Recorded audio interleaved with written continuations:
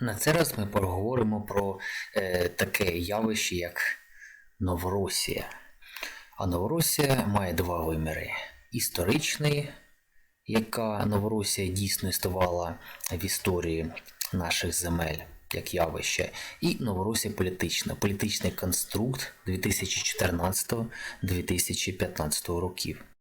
Що дало змогу російським пропагандистам і російській владі у 2014-му говорити про так звану Новоросію, а саме розкладка політичних голосувань попередніх років в Україні.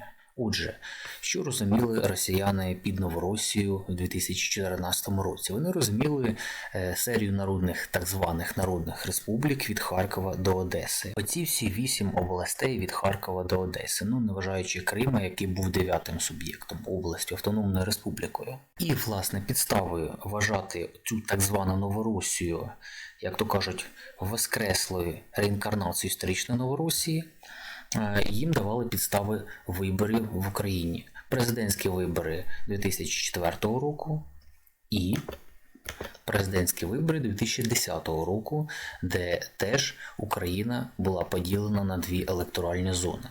Але ми одразу зазначимо, що це було уявлення російської влади, і російських пропагандистів, і російського, звісно ж, обивателя. І проіснував цей конструкт з 2014 по 2015 рік, після чого він, власне, і зник. Але ми поговоримо про інше, про історичний вимір, тому що існувала дійсно так звана новоросійська губернія в історії наших земель. І чим історична Новоросія відрізняється від оцієї політтехнологічної Новоросії, про це ми зараз і поговоримо. І якщо зразу говорити про різницю, одразу скажемо, в тодішню історичну Новоросію Харківщина взагалі-то і не входила. Зокрема, з північі Луганщини. Дивимося. Ми звернемося до 1764 року. Це останній рік гетьманування останнього гетьмана Кирила Розумовського. Кирило Розумовський управляв на правах гетьмана військом Запорозьким, або як тоді називали Гетьманщина, а ще він претендував на управління Запоріжжям. Але в реальності справи були трошки інакші, тому що де-факто він управляв Гетьманщиною, Запоріжжя там було своє окреме управління, але крім цього були ще так звані Нова Сербія, Новослобідський полк і Слов'яна Сербія, про які ми теж потім окремо поговоримо. Крім того, була так звана Слобідська Україна або Слобідські полки, які Гетьманщині і Запоріжжю ніяк не підпорядковувалися, а підпорядковувалися безпосередньо, як то кажуть, Російській імперії і Білгородському воєводі, а потім Білгородському губернатору. Кирило Розумовський управляв на правах гетьмана військом Запорозьким, або як тоді називали Гетьманщина, а ще він претендував на управління Запоріжжям. Але в реальності справи були трошки інакші, тому що де-факто він управляв Гетьманщиною, Запоріжжя там було своє окреме управління, але крім цього були ще так звані Нова Сербія, Новослобідський полк і Слов'яна Сербія, про які ми теж потім окремо поговоримо. Крім того, була так звана Слобідська Україна або Слобідські полки, які Гетьманщині і Запоріжжю ніяк не підпорядковувалися, а підпорядковувалися безпосередньо, як то кажуть, Російській імперії і Білгородському воєводі, а потім Білгородському губернатору. Але вся ця адміністративна різноманітність завершилася в тому ж 1764 році, тому що тоді Гетьманщина залишилась без свого гетьмана, як виявилось останнього, Кирила Розумовського. Слобідсько-українські полки перетворилися на Слобідсько-українську губернію, а всі ці Нові Сербія, Новослобідський полк, Слов'яна Сербія, українська лінія, тобто території відрізані як від Гетьманщини, так і від Запоріжжя, вони, власне, об'єдналися в так звану нову російську губернію. І, по суті, це і є початок тої самої історичної, реально існуючої Новоросії. До речі, столиця в неї тоді була в Кременчузі. Ось ми бачимо маленький триколор. В подальшому Російська імперія за царювання Катерини II провела за її царювання аж дві російсько-турецькі війни. Вони, власне, тут і вказані. 1768, 1774 і друга за Катерини II 87-91 роки 1700. Власне, всі тодішні відвойовані території у Османської імперії, у Кримського ханства і, власне, анексовані землі, забрані у запорізьких козаків, і створили в подальшому ту саму новоросійську губернію, верніше, новоросійське губернаторство, яке ми, власне, з історії знаємо. Від річки Дністер, власне, до річки Дон, тобто до земель донських козаків, включно із Кримом. Крім того, новоросійська губернія була от окремо в такому ось вигляді. Разом з Азовською губернією, правда, вона потім переформатувалася і, власне, набула того звичного вигляду, який ми вчимо в підручниках історії, оця сама новоросійська губернія чи новоросійське генерал-губернаторство від Дністра до земель донських козаків, тобто до Кальміуса або до Дону.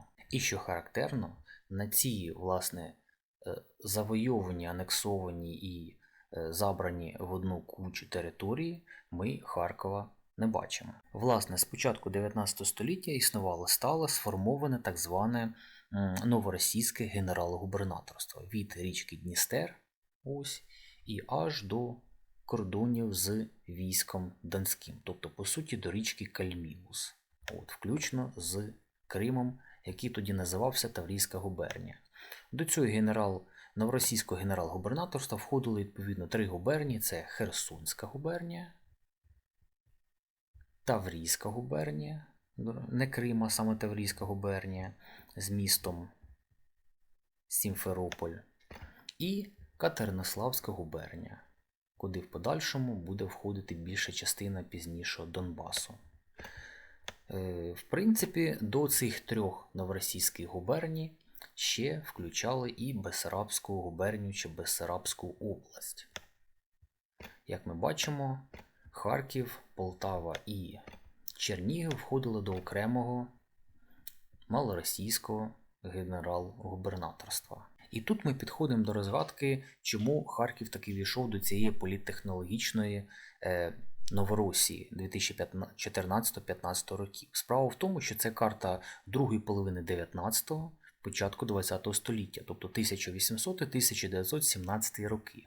І ми бачимо так званий Юг Росії, як тоді називали тодішні промисловці Російської імперії, тобто місця, де розвивалася велика промисловість. І відповідно в цих містах від Харкова, шахтарських міст Донбасу, Кривого Рогу, Катеринослава і Одеси, тут проходила індустріалізація і відповідно заселення цих земель, цих міст російськими робітниками, російськими мешканцями, які ходили на заводи. Саме тоді відбулася русифікація цих міст, тобто вона відбувалася більше ніж століття. І саме тому виникло таке явище, як російськомовні міста і україномовні села. І саме в такому поєднанні російськомовних індустріальних міст і україномовних сіл ця місцевість існувала більше століття в дореволюційну пору Російської імперії. Саме в цьому полягає одна з розгадок, чому до реально існуючої в 19 столітті історичної Новоросії приєдналася ще й Харківщина. Розгадка, як ми бачимо, в російськомовному населенні міст, яке сформувалось уже пізніше, у другій половині, а особливо в кінці 19-го, початку 20-го століття. Саме тоді в Харкові, Донбасі, Кривому Розі, тодішньому Катеринославі і Одесі сформувалися великі індустріальні міста з російськомовним населенням. А відповідно цей мовний, етнічний і культурний розклад зберігся і в радянський, і, що особливо в пострадянський період. І саме він створив підставу для таких електоральних маніпуляцій. А саме такої ситуації, коли політтехнологи однієї політичної партії, тодішньої партії регіонів, і іншої політичної партії, однієї з помаранчевих, ми знаємо які, створювали свої електоральні гетто і мобілізовували електорат в межах своїх, як то кажуть, територіальних ніж, не сильно заходячи на територію свого електорального суперника. І це правило гри зберігалося з 2004 по 2014 рік, коли ця система не була зірвана зусиллями, якщо по-чесному сказати, обох сторін. Тому що ніхто вже не хотів домовлятися, як то кажуть, в Києві по результатам виборів, а відповідно оця от двополярна система виборів між двома майданами канула у небуття.